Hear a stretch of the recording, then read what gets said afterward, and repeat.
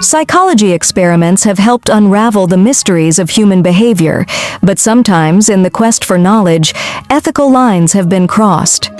These may have expanded our understanding of the mind, but they also inflicted emotional, physical, or psychological harm on their subjects. Buckle up, because these stories are as disturbing as they are fascinating.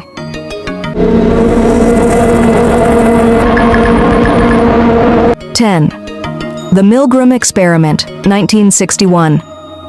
In 1961, psychologist Stanley Milgram sought to understand obedience to authority following the Holocaust. Would ordinary people commit harmful acts simply because an authority figure told them to? Participants were assigned the role of teacher, while the learner was a Confederate, an actor in on the experiment.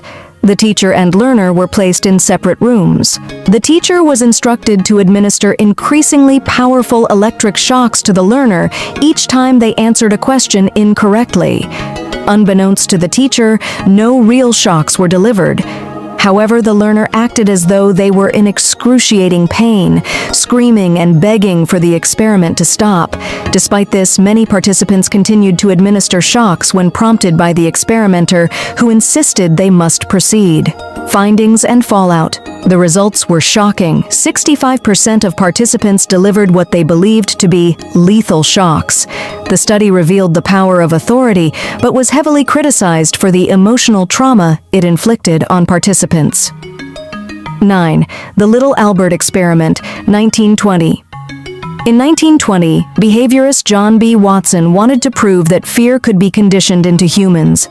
His subject? An unsuspecting 8-month-old baby named Albert. Albert was introduced to various objects, including a white rat, a rabbit, and a dog. Initially, he showed no fear. Then, every time Albert reached for the white rat, Watson created a loud noise by striking a metal bar behind the child's head. The noise terrified Albert. Eventually, Albert began to associate the rat with the noise. He not only feared the rat, but also other furry objects, like rabbits and even Santa Claus's beard. While Watson proved his theory, the experiment likely traumatized Albert. Worse still, no follow-up was conducted to reverse the fear responses. 8. The Stanford Prison Experiment, 1971. Psychologist Philip Zimbardo conducted this infamous study to explore the psychological effects of perceived power dynamics between prisoners and guards. Zimbardo recruited 24 college students and randomly assigned them roles as either guards or prisoners in a mock prison set up in Stanford University's psychology department. Guards were given uniforms, sunglasses, and batons, while prisoners were issued smocks and assigned identification numbers. Over just 6 days, the guards began displaying abusive and sadistic behavior. They forced prisoners to perform humiliating acts, deprived them of basic needs, and locked them in small, dark closets. Zimbardo himself, acting as the prison superintendent, became so immersed in the role that he failed to recognize the severity of the abuse. The experiment, intended to last 2 weeks, was cut short due to psychological breakdowns among the participants. It highlighted the dangers of unchecked power, but was widely condemned for its lack of oversight and ethical consideration. 7. The Monkey Drug Trials, 1969. In 1969, researchers at the University of Michigan conducted a chilling study to explore drug addiction. Instead of human subjects, they used monkeys. Monkeys were trained to self-administer drugs, including cocaine, morphine, LSD, and amphetamines. Once hooked, the animals were left to their own devices. Many of the monkeys began displaying erratic behavior, tearing out their fur, breaking their limbs, and even starving themselves in favor of drug consumption. While the study revealed how addictive substances can override basic survival instincts, it was widely condemned for its extreme cruelty. The findings were also criticized for their limited applicability to humans. 6. The Bobo Doll Experiment, 1961-1963. Albert Bandura wanted to prove that aggression could be learned through observation. He conducted a series of studies using children and an inflatable clown doll known as Bobo. Bandura showed groups of children different scenarios. One group watched an adult physically and verbally abuse the Bobo doll, while another group watched the adult play peacefully. When left alone with the doll, children who observed aggression imitated it, punching and kicking the doll with alarming ferocity.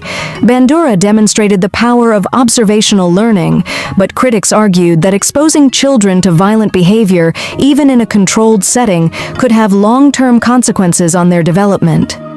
5. Homosexual aversion therapy, 1967. This controversial method was used to cure homosexuality, reflecting the prejudice of the time. In the UK, researchers at Crumpsall Hospital subjected gay men to electric shocks while showing them images of men. The participants were told to keep looking at the images, but after 8 seconds, they were shocked. Images of women were shown as reward stimuli with no punishment. While some participants claimed to experience changes, the American Psychological Association later declared such therapies ineffective and harmful. The method left many subjects emotionally scarred. 4. The Third Wave, 1967. High school teacher Ron Jones devised this social experiment to demonstrate how fascism could take hold. Jones implemented strict rules in his classroom, emphasizing discipline, unity, and conformity.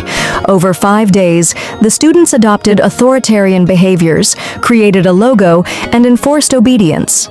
By the third day, the movement had spread beyond the classroom. Students came up with their own insignia and adopted a Nazi-like salute. They were taught to firmly obey Jones's commands and become anti-democratic to the core, even informing on one another.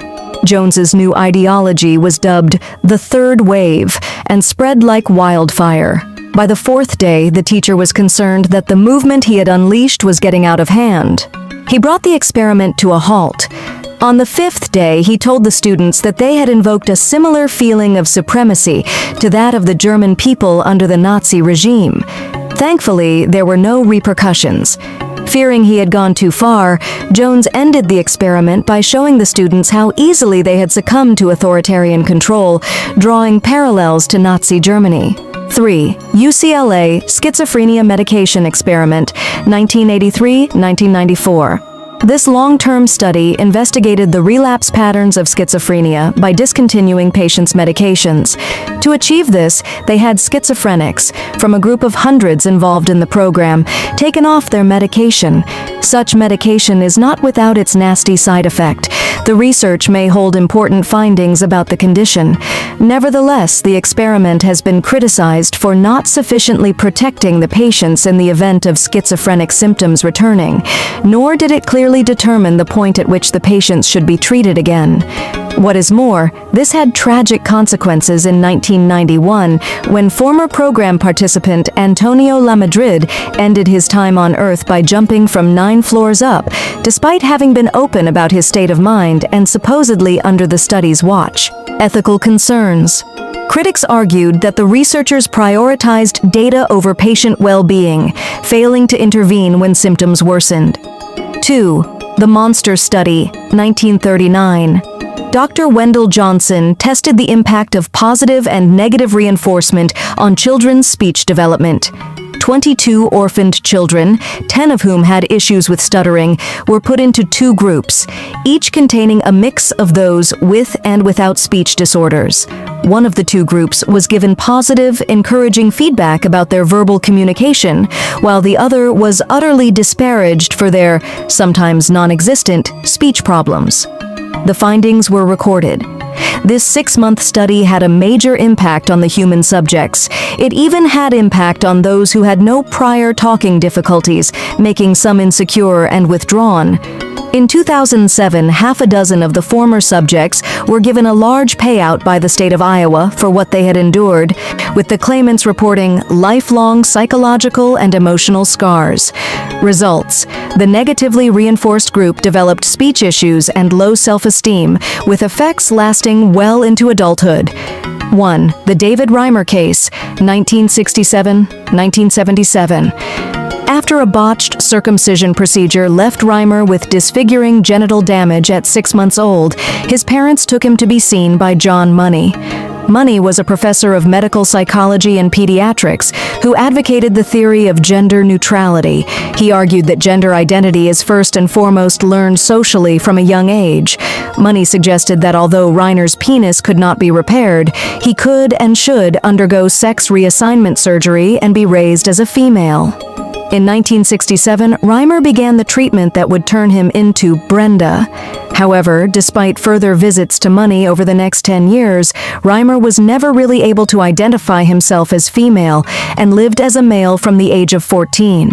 He would go on to have treatment to undo the sex reassignment, but the ongoing experiment had prompted extreme depression in him, an underlying factor that contributed to him ending his time on Earth in 2004. John Money, meanwhile, was mired in controversy. These experiments highlight the dark side of psychological research. While they provided groundbreaking insights, they also serve as cautionary tales about the importance of ethics in science. Let us learn from these mistakes and ensure that no pursuit of knowledge ever comes at the expense of human dignity again. Thank you so much for watching. If you are interested in all things that are strange, mysterious, or creepy, then please subscribe to my channel for more content like this and more. Until next time, please stay safe out there, and as always, stay curious.